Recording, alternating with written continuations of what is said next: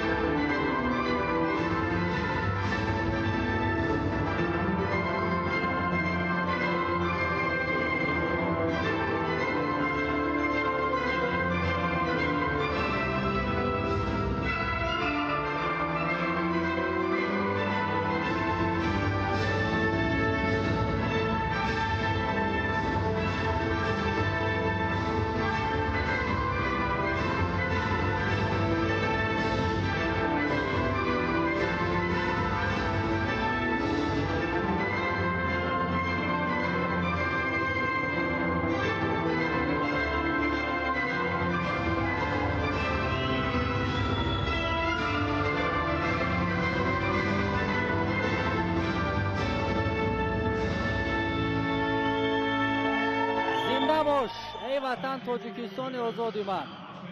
خوب دوستان عزیز، امروز غلبه امام علی نورعلی توانست که تعیین اندازی سرود ملی جمهوری تاجیکستان را به همگان در سالن برگزاری مسابقه گرند اسلم تاشکند 2024 البته که رساند و امروز پهلوان جوان تاجیک توانست بار دوم در گرند اسلم تاشکند پیهم به گرفتن نشانی طلا مشرف شود و نام و ننگ تاجیکستان را باز هم بالا بردارد. امیدواریم که این آخرین کار نیست.